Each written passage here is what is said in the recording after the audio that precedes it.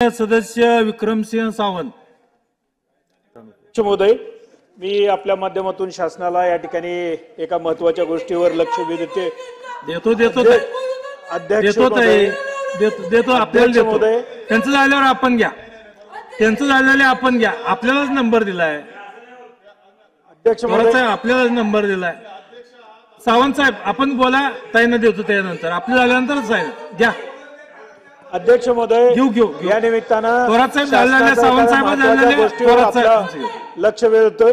अध्यक्ष महोदय, जत तालुक्यात जवळजवळ सिद्धनाथ, बिरनाळ, शेगाव, कोळी, संख, भिवर्गी, दोड्डनाला, गुड्डापूर असे तलाव आहेत आणि या तलावातनं ग्रामीण मार्ग आणि प्लॅन आणि नॉन प्लॅनचे रस्ते गेलेले आहेत आणि ते प्लॅन मध्ये गेलेल्या रस्त्यांची तरतूद या ठिकाणी लवकरात लवकर शासनानं करावी. कारण आताच निवेदन या ठिकाणी मला आलेलं आहे की बऱ्याचशा गावातली 3 गावातली लोक या ठिकाणी आंदोलनाच्या पवित्र्यात आहेत. म्हणून या आपल्या माध्यमातून शासनाच्या या ठिकाणी लक्ष वेधतो. यशोमतीताई, खेद व्यक्त करते अध्यक्ष महोदय. मी 10 मिनिटापासून हात वर करते. आज सगळेजण बघतायत, पण ही पद्धत नाहीये. फक्त मला इग्नोर करते, बाकी सगळ्यांना चान्स देत आहे. अध्यक्ष महोदय, सभागृहाचे ज्येष्ठ सदस्य, एवढ्या सदस्यांची मागणी आहे, सगळ्यांची मागणी आहे. तिथे साहेब बोलले की सगळ्या सदस्यांना संधी देणं हे क्रम प्राप्त आहे. ताई, मी आपल्याला सांगितलं मागण्यावरती आपलं पहिलं नाव येणार आहे. बघा, आता माझा वेळ नका घालवू तुम्ही. पॉइंट ऑफ इन्फॉर्मेशन मला पण 15 वर्ष झाली या सभागृहात. आपण ज्येष्ठ आहात ताई, आपल्याला विनंती आहे. कोणी दिली नाही. घ्या ताई, ताई घ्या. दिस इज नॉट डन. घ्या ताई. अध्यक्ष महोदय, ताई असं नाही होत. अध्यक्ष महोदय, हो की आपण कमीत कमी औचित्य किंवा पॉइंट ऑफ इन्फॉर्मेशनच्या माध्यमातून सभागृहाच्या सदस्यांना आपापल्या मतदारसंघाचे जिल्ह्याचे विषय मांडू द्या.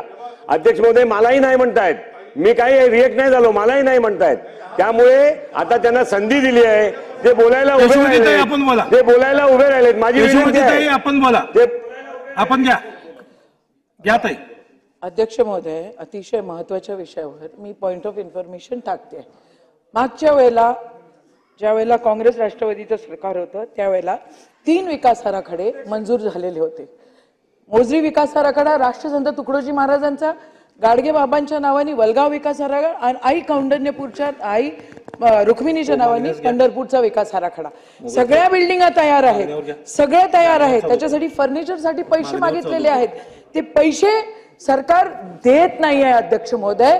त्या बिल्डिंगा स्किल डेव्हलपमेंटला ट्रान्सफर करतायत. मूळ तिथं राष्ट्रसंत तुकडोजी महाराजांची पिक्चरची फीत दाखवण्यासाठी या ठिकाणी ते मागणी होती. ती फीत दाखवण्यासाठी देखील इथं सरकार लक्ष देत नाहीये. एकीकडे तुम्ही लाडकी बहीण योजना करता, दुसरीकडे सभागृहातल्या महिलांकडे तुम्ही त्यांच्या डिमांडकडे दुर्लक्ष करता. मी 10 पत्र दिलेले आहे मुख्यमंत्री, उपमुख्यमंत्री आणि दोन्ही उपमुख्यमंत्र्यांना. अध्यक्ष महोदय, आपल्या मार्फत माझी विनंती आहे की त्या पत्रांकडे लक्ष द्यावं.